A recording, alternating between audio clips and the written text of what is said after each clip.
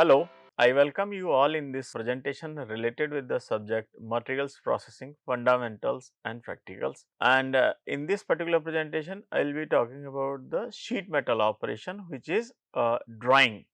So, drying or deep drying, these processes are used for making the cup shaped products, like which are open at one and having a shape like cup. So, hollow cylindrical shaped components are produced by the drying process. So, and this is a sheet metal process where thin metallic strips are converted into the cup shaped products. Apart from that, this can also be used for making the other geometrical other components with the variety of the geometries. So, in this one initially we will be talking about what is there any scope of the drawing. There are various types of the drawing actually, then approaches and the shapes which are produced, then mechanics of the drawing and defects in drawing products that are commonly encountered. So, in a sheet metal processing where the particular kind of product is manufactured, when we use the drying operation refers to a metal forming process where a metallic blank is processed with the help of suitable die to reduce its cross section and increase in length. Okay. This results in the variety of the shape of product. So, we take a raw material, okay. Raw material may be in form of the sheet, in form of rods, in form of wires, and we pass these materials through the die, one or multiple dies, in order to produce cup shaped product, in order to produce the wires of the small diameter or also the rods of the large diameter, which are greater than the wires diameter. It is also used for making the tubes. So, basically tube is passed through a suitable die in order to reduce its thickness and increase its length. So, that is termed as the tube drawing. So, raw material in form of sheets, rods, wires and tubes is passed through the suitable die, so that we can produce cup shaped products, wires, rods and the tubes accordingly. And accordingly these processes are termed as wire drying is used for producing the wires, tube drying is used for making the tubes, rod drying is used for making the rods of greater diameter than the wires. This is similar to that of the wire drying. And the sheet metal drying, which is also known as deep drying, this is used for making the cup shaped products. And embossing also involves a significant drawing, because a simple strip is when it is subjected to the embossing operation, the significant change in the shape is brought in like this. So, here get the features like this. So, wherever we have raised features, the corresponding recess will be there at that location. In case of the drawing, this is particularly used for marking the numbers or letters for the identification purpose. So, this also involves a significant drawing feature actually, where increase in length and reduction in thickness is involved. So, this is broadly the scope of the drawing process. So, drawing is covers a lot of things. It is a basically metal forming process. So, where the metallic raw material is pulled through the die to reduce its cross sectional area, increase in length, resulting in the variety of the products, and accordingly it is categorized in variety of the different types of the drying operations. So, as I have said that wire drying is a cold working process which is used for making the small diameter the wires which are actually, so this is done with the help of little large diameter wires or the rods, which are passed through the suitable die, maybe series of the die of progressively smaller diameter, in order to produce the wires of the small diameter. Rod drying is similar to that of the wire drying, used for producing the large diameter rods, and the tube drying is a process where tube is pulled through the die to reduce its diameter and increase in length.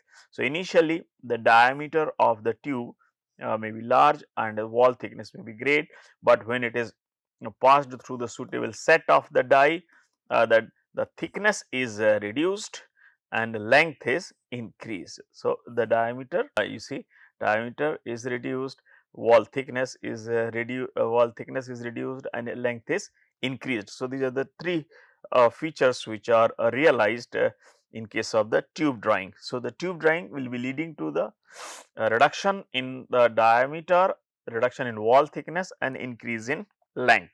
In sheet metal drying, that is deep drying, is process where a sheet metal blank is drawn with the help of suitable forming die and a punch for creating the hollow cup shaped cylindrical products. Okay, and embossing, where drying operation is used to create the raised figures on the sheet with the corresponding relief on the other side. So, this is particularly used, embossing is particularly used for marking purpose with the help of suitable alphabets and the numbers. Additionally, this also helps in increasing the stiffness of the material, because when it is done under the room temperature conditions, plastic deformation will be causing the work hardening of the metal, and that in turn will be increasing the strength and hardness, which in turn will help in increasing the stiffness of the sheets which are being used for making a particular kind of the component or the product. Or see, if the embossing is done in particular sheet, it will get strengthened, that is the idea. So, the typical force which is used for the drying is the tensile one. So, tensile force is used, and this application of the tensile force causes the increase in length, reduction in the thickness or the diameter, reduction in thickness or the diameter. Okay. Sometimes we apply compressive force and indirectly it develops the tensile stresses for the drying purpose. The die shape is very crucial, and the shape of the die determines the product that will be produced, because for wire drying a different kind of the die will be used, shape or like this. Okay. So, here wire will be passed through the die and then will be producing the reduced. So, the die is like this for wire drying, and for cup shape products the die is like this, where we put the sheet metal at the top and the punch is placed at the top, and then it will be pushing the sheet in downward direction for making the cup shape products. Okay. So, the shape of the die and size of the die, these two will determine how the operation will be performed, and what kind of the shape will be produced for making the, you can say, for embossing purpose, for wire drawing or rod drawing, for tube drawing accordingly. So, the shape of the die determines the final shape of the product that will be produced by drawing. Since there is a continuous rubbing of the raw material with the die surface, okay, so for ensuring the smooth flow of the material without excessive rubbing and without leading to the excessive adhesive wear of the die, or leaving the abrasive marks on the surface of the component which is being produced, it is important that the friction between the raw material and the die surface is minimized.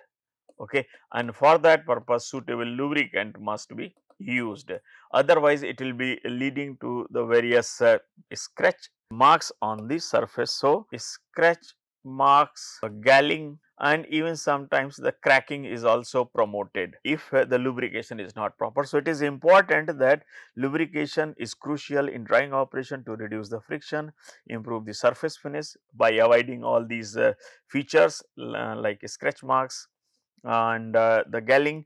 And since the continuous rubbing of the sheet metal with the die will be causing the adhesive wear, that will be changing the dimensions of the die.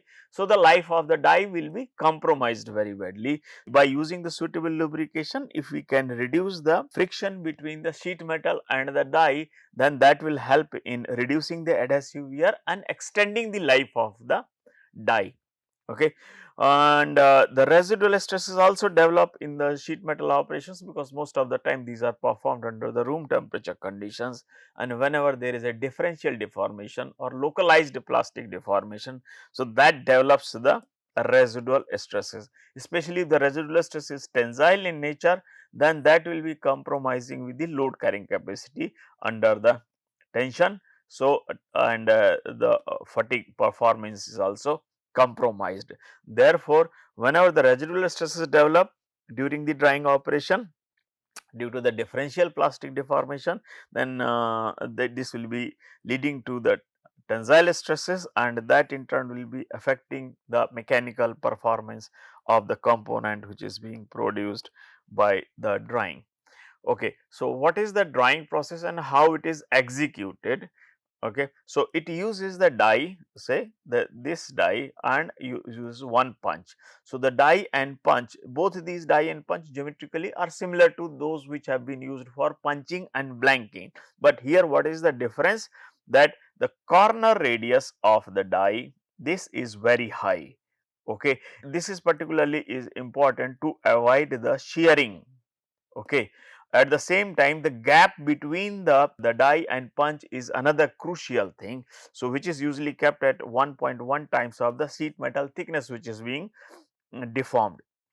So, this is the kind of clearance that will be helping to identify the gap between the punch and die to be used for the drawing purpose. Otherwise, that will increase the tendency of the shearing, or material will get removed or cut off by shearing action. So, when we have the die and punch of the suitable dimensions, then the sheet metal is placed like this between the die and punch, and suitable holding force is applied to ensure that there is no lateral movement, only there is no loose movement of the sheet in other directions, only the material moves according to the direction of the movement that is desired due to the application of the force from the punch. Okay.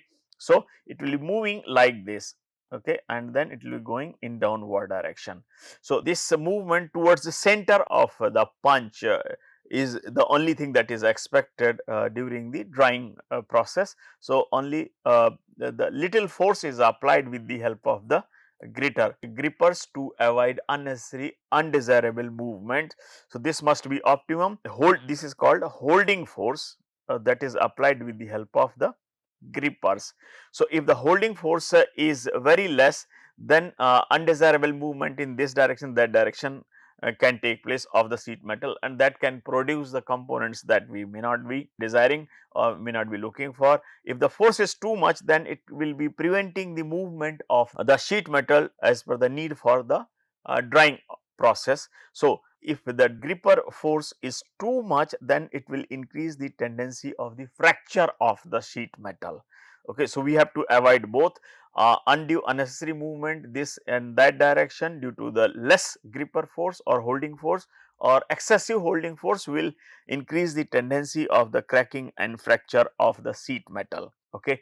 So, optimized holding force must be applied, so that the movement of the sheet metal during the drying process is in such a way that it produces the cup shaped products which is desired with the, and which is free from the defect. And likewise, there in optimum speed and the optimum amount of the force must be applied for the drying purpose. So, under the mechanics of the drying, we will be talking about both these aspects, like where we will be talking about the clearance, the drying force, and the holding force which is to be used for the drying purpose. So, how the process is executed? So, here is a drying process uses the plastic deformation approach, plastic deformation of the sheet metal to make the cup shaped products with the help of a die and punch. Usually the radius of the die and punch is more. So, the large radius of the edges coupled with the large clearance between the punch and die facilitates the controlled plastic deformation without any shearing action. This is crucial, otherwise cutting or cracking of the sheet metal will take place, and that will be producing the products that with the cracks or the defects. So, the drying operation producing a cup shaped products with the depth greater than its radius is called deep drying, otherwise it is simply termed as the drying one. So, how it proceeds during the operation? So, what we have seen, we have to simply place the sheet metal between the die and punch, and we have to apply suitable gripping force. Then punch will be applying the suitable force on the sheet metal. So, that will be causing the movement of the sheet metal towards the punch, towards the axis of punch, while flow material will be flowing along with the punch in the downward direction. During this process, lot of thinning will be taking place due to the stretching of the material.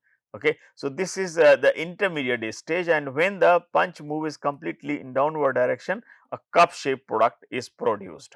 Okay. So, the blank of the suitable size is placed on between the die, and it is held loosely for easy downward movement only without any lateral movement. Sheet metal is then pushed down with the help of the punch, leading to the radial inward movement. okay, and the downward movement of the sheet metal between the die and punch due to the controlled plastic deformation facilitates the production of the cup shape product. So, this is how the drying process proceeds, okay, starting from placement of the sheet metal between the die and punch, then application of the force with the help of punch, and then movement of the material radially inward direction, and that in turn eventually continuous deformation will facilitate the production of the cup shape products. So, if we see the cup shape product that is produced looks like this, where the wall thickness at the top is a little more than that at the bottom, while in the lower side, then while at the bottom it remains the same as the sheet thickness which was there in the beginning. So, no thinning is observed in the bottom section, but in the lower section of the cup we will see significant thinning. So, this is particularly attributed to the stretching of the material, during which the plastic deformation due to the tensile stresses that will be experienced by the metal during the drying process. So, and another reason is presence of the excessive metal at the top is another reason behind this increase in the thickness. Like initially our sheet metal is like this, here we are applying the force with the help of punch. So, the amount of the material available at the outer periphery is much more than that inside. So, now everything has to converge and finally take the shape of cup of a given diameter, and therefore, excess material will be there at the top, will be left at the top, and the center material will remain same, and while the little stretching will be happening with the material in between. Okay.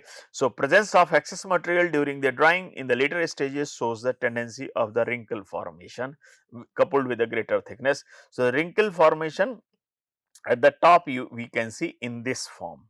Okay. The wrinkle formation can also occur in the flange section or in the wall section like this. So, the wrinkle formation occurring here will be termed as the wrinkling in the flange section.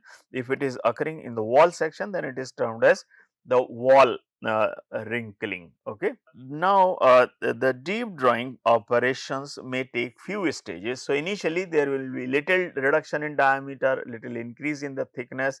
Then in the subsequent stages it may be possible like the drawing is done in number of stages in order to achieve the final dimensions and the shape which is desired. So, it may take few stages of completing the drawing in through the varying sizes of the punches and dies before we get the final size and shape of the cup shape products. So, the deep drawing may take few stages of the drawing to realize the final size and dimensions of the product.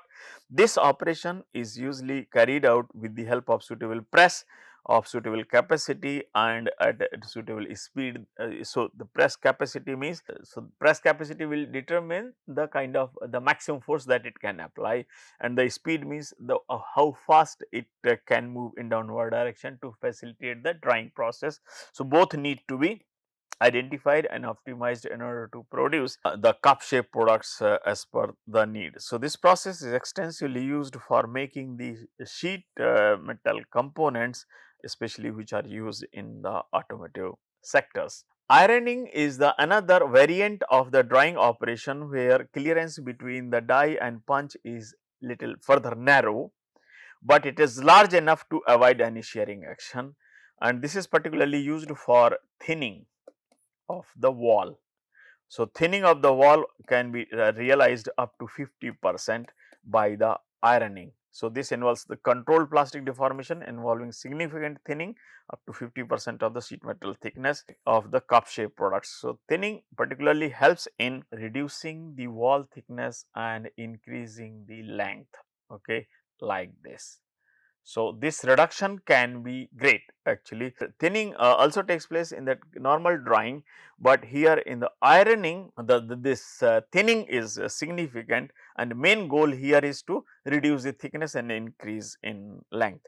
So, ironing in fact increases the length and reduces the diameter of the cup coupled with the reduction in wall thickness. Now, we will try to see the mechanics related aspects of the drying. So, here we will try to see how to identify the clearance, show that clearance between the die and punch, so that the shearing of the sheet metal is avoided. So, the clearance between the die and punch for the drying should be like 1.1 times of the T. T is the sheet thickness, say in mm. So that is the kind of clearance to be used, and how severe the drying operation is there with regard to the stresses and the kind of deformation that will be experienced by the metal during the drying process. We use parameter that is called a drying ratio.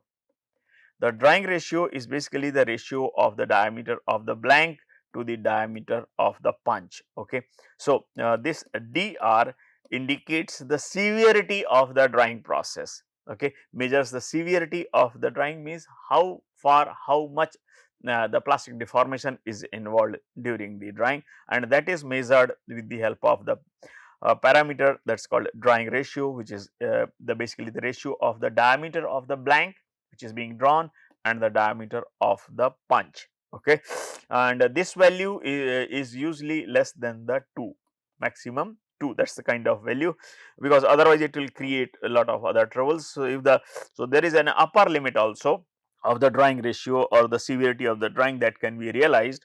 So, the maximum dr that depends on the design of the die, that is about the clearance and the radius at the corners of the die, corner radius of the die. Okay, radius of corners of the die. So, these are the two aspects related to the die design: corner radius of the punch and the corner radius of the die and the clearance. The another is the sheet metal, the mu, that is the friction between the metal and the sheet, metal and the die surface. So, higher the friction, lesser will be the dr that is possible.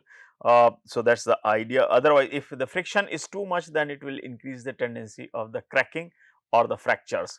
The drying depth is the another that will be affecting the drying ratio, because it is basically the diameter of the blank and the diameter of the punch. It does not take care of the depth of the cup that is being produced.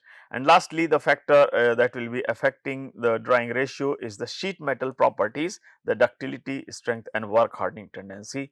So, if the ductility is high, we can realize the higher drying ratio, because material can withstand without the cracking tendency, and work hardening, if the metal is showing lesser work hardening tendency, then we can realize the higher dr, higher drying ratio without increasing the cracking or the fracture tendency. Okay. So, higher ductility, lower strength, lower work hardening tendency will allow realizing the higher dr value. So, the limiting dr value, actually this is significantly dependent on the ductility of the material. So, usually we use the limiting dr or maximum dr value of 1.6 to the 2 for low ductility metal, and for high ductility metals it is 2 to 2.3. Okay. So, this is important to be kept in mind to avoid the cracks and the defect and the fracture in the sheet metal which is subjected to the drying. Okay. Then another parameter which is used to characterize the deep drying process is the reduction. Okay. And it is quantified with the help of the blank diameter and the diameter of the punch and the diameter of the blank. So, this is used to quantify the reduction. Okay. And the sheet thickness to the diameter, blank diameter ratio, that is sheet thickness T and diameter of the blank is T. This should be less than 1%. Okay. This should sorry, this should be greater than 1%. Okay. So, T in should be greater than or equal to 0.01 into the dB. Okay. So, the 1%, so that is how we can say dB. Okay. The blank diameter. So, this is important to avoid the cracking and the fracturing tendency. The sheet metal thickness to the blank diameter T by dB should be greater than 1%. Okay. Lower value increases the wrinkling tendency or even cracking tendency. The drying force, like how much force should be applied for the drying purpose, certainly it will depend upon the sheet thickness and the diameter of the punch, diameter of the punch, and it will also depend upon the strength of the metal. Okay. Strength, here we consider the UTS, the or the ultimate strength. So, this is calculated. So, the drying force is calculated based on the pi d p, that is the periphery of the punch, and so this pi dp will be giving the periphery of the punch, and the T will be giving us the sheet thickness, and Fs is the materials strength, that is the UTS, ultimate strength, and multiplied by the dr, that is drying ratio, minus C is the constant. So, here the Fd is the sheet metal drying force in Newton, and dP is the diameter of the punch in mm, T is the sheet thickness in mm, UTS is the tensile strength of the metal, sheet metal in MPa, and the dr is the drying ratio, and correction factor which is used C, that is 0.7. So, when we put the values of the diameter of the punch, the sheet metal strength, and the dr, the drying ratio and the correction factor, we will be able to calculate the drying force, okay, that is needed for the drying purpose. Okay, the blank size to be used for producing a cup of particular diameter, say the diameter is d and height is h, then the blank size to be used will be square root of the d square plus 4dh. Okay, this is how we calculate while neglecting the corner things. No. So, this is how in simple way we can calculate the blank diameter to be used. So, diameter of the cup being produced and the height of the cup, small d and the small h, and the blank diameter to be used can be easily calculated using this equation. Now, as I have said, the holding force must be optimized, because less holding force will be causing the movement of the material in other directions. So, the sheet metal during the drying must be held in position using optimized value of the force. If the force is too much, then it will increase the fracture and cracking tendency.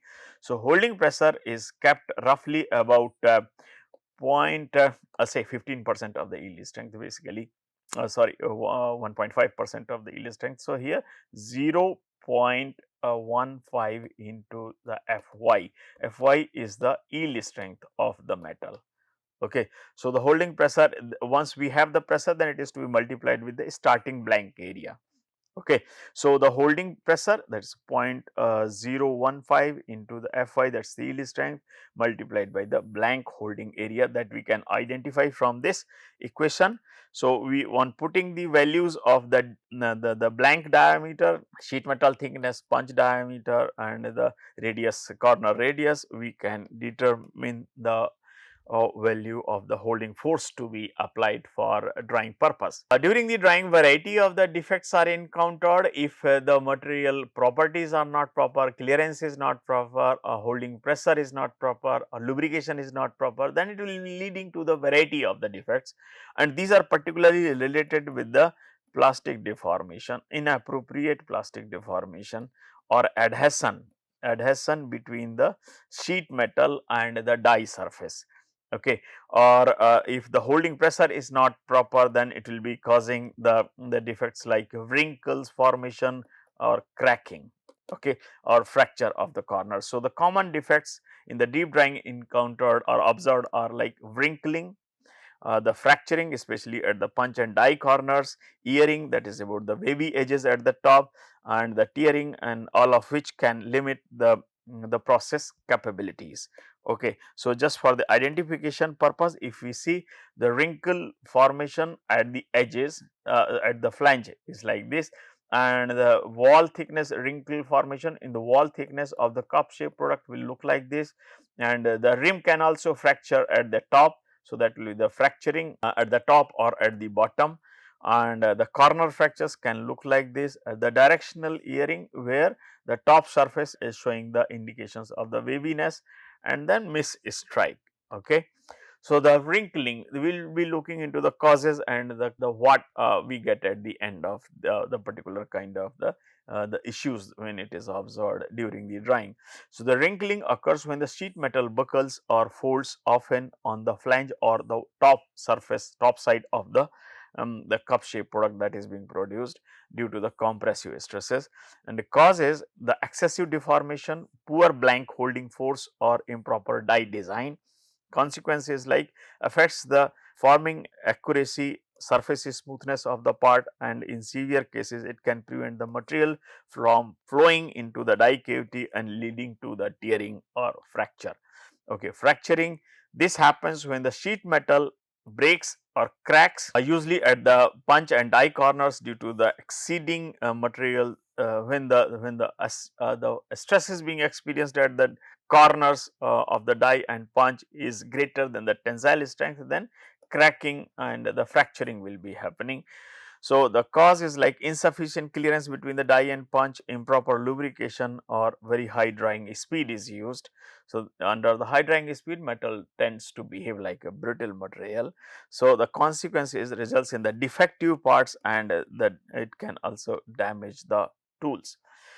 The earring, this reflects as a wavy or uneven edge at the open end of the cup caused by the anisotropic material flow and material behavior, uneven material properties in the different directions. So, the causes are like material anisotropy, which can be influenced by the rolling direction and the rolling direction of the sheet metal. Consequences are like affects the dimensional accuracy when the earring happens and appearance of the finished product.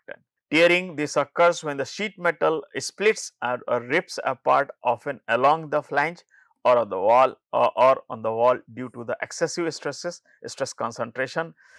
And this tearing is similar to that of the fracturing, but can also be caused by the improper blank holding force or the die design. So, when the blank holding force is too much, then this also tearing can occur, or improper die design. Consequence is that result, it produces the defective part and also can damage the tool. Okay, the galling is a type of the adhesive wear, and this occurs due to the excessive rubbing between the sheet metal and the die surface. So, this leaves lot of the marks and the worn out surfaces on the cup shape product which is being produced. This leads to the excessive roughening and damaging of the tool. Okay.